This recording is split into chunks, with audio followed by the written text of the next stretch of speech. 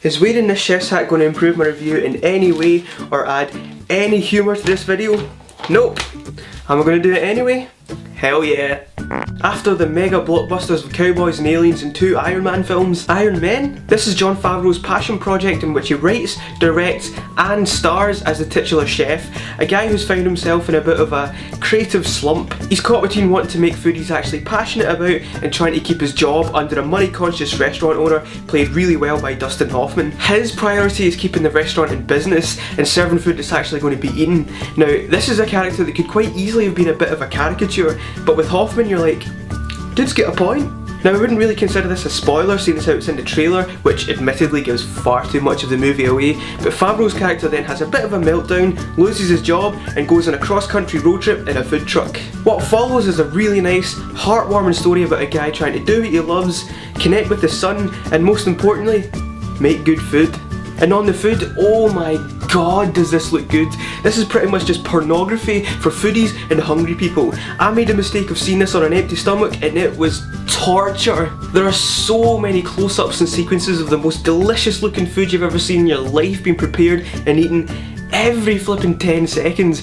Honestly, if they ever bring back smell-o-vision, this will be the first film I see. You know how Forrest Gump spawned the Bubba Gump restaurants? I want them to do the same with the El Jefe food truck. You don't have to be a foodie to enjoy this. I'm definitely not. Despite what this hat would suggest, the extent of my cooking extends to 2 things.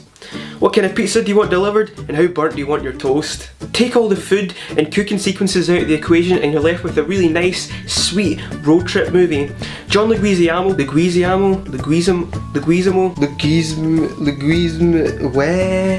that guy plays his sidekick and there's a little kid who plays his son. The chemistry between the cast is great, especially between Favreau and the son. Now, usually kids are absolutely god-awful in films, but this one is actually very good. There's a lot of smaller supporting roles from the likes of Scarlett Johansson, Robert Downey Jr. and Bobby Cannavale, and everybody seems like they're having such a good time making this. My only gripe really is that the story is just so predictable. Now that's probably got a lot to do with the trailer, but there's absolutely nothing that you don't see coming, and you never feel like there's any problems that they'll have to overcome.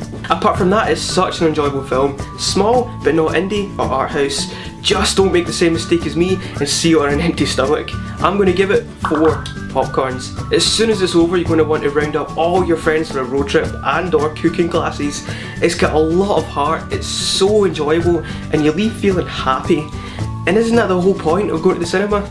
Thanks very much for watching my review of Chef. If you liked the video, please make sure to hit the thumbs up button and subscribe if you want to keep up with the rest of my videos. You can follow me on Twitter and Instagram, both at YourPalLee, and you can watch my latest reviews by clicking the boxes below. Thanks very much, and I'll see you next time.